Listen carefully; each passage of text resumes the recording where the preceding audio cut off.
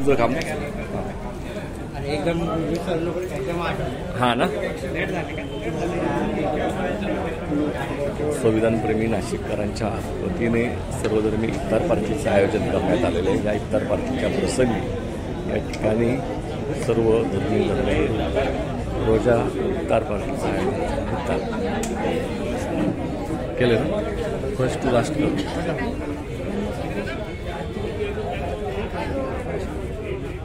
प्रेमी नाशिककरांच्या वतीने सर्वधर्मीय रोजा इफ्तार पार्टीचं आयोजन करण्यात आलेलं आहे. विचारमंचावरील सर्व धर्माचे गुरु, उपस्थित सर्व संविधान प्रेमी नागरिक, आपल्या देशाला संविधानाला 75 वर्ष पूर्ण होत असताना ज्या पद्धतीने देशामध्ये सर्व धर्म समभावाचं वातावरण असावं आणि संविधानिक नागरिक या देशामध्ये निर्माण व्हावा, यासाठी संविधानप्रेमी नाशिककर चळवळ या नाशिक शहरामध्ये गेल्या 4 वर्षापासून सातत्याने काम करत आहे. संविधानाच्या प्रस्ताविका घरोघरी पोहोचवण्याचा प्रयत्न करत आहे आणि संविधानाचे मूल्य या समाजामध्ये रुजावेत यासाठीचा प्रयत्न हा नाशिक शहरामध्ये सुरू आहे.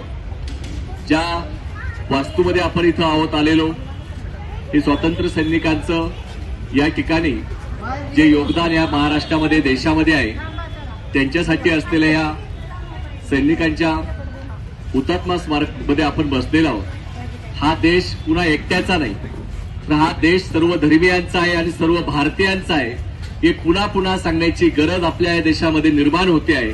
कारण सध्याच्या वातावरणामध्ये जे काही आपण पाहत आहोत त्याची आठवण करून देण्यासाठी आणि त्याचप्रमाणे भारतीय संविधानाने प्रत्येक धर्माचं आचरण करायला सुद्धा आपल्याला प्रत्येकाला परवानगी आहे.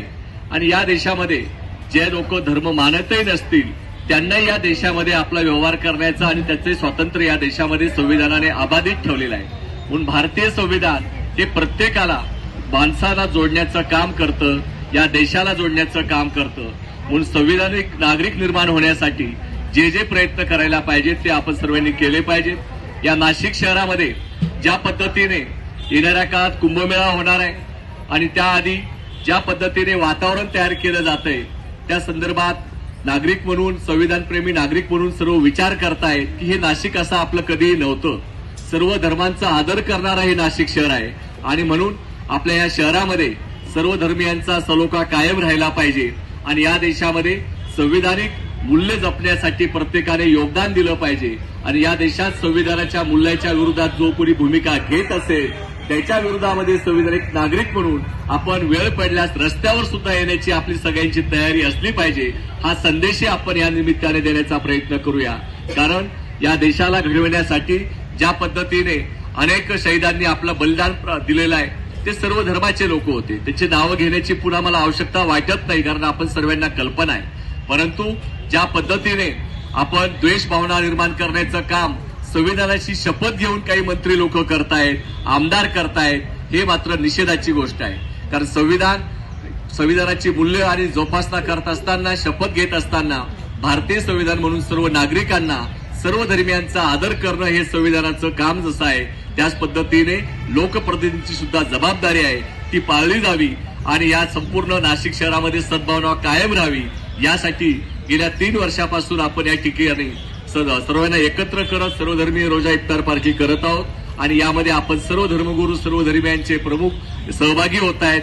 याबद्दल संविधानप्रेमी नाशिककरांच्या वतीने सर्वांचं मनपूर्वक या ठिकाणी स्वागत करतो आणि सर्वांना विनंती करेल की आपलं नाशिक सद्भावनेचं नाशिक राहावं, सर्व धर्मियांचं एक चांगल्या प्रकारचं नाशिक म्हणून आपण पुढे नेण्याचा प्रयत्न करूया. यामध्ये सर्वांनी भूमिका बजावावी असं एक आवाहन करतो. इफ्तारच्या निमित्तानं सर्व मुस्लिम बांधवांना मी या ठिकाणी शुभेच्छा व्यक्त करतो आणि थांबतो. धन्यवाद. जय संविधान.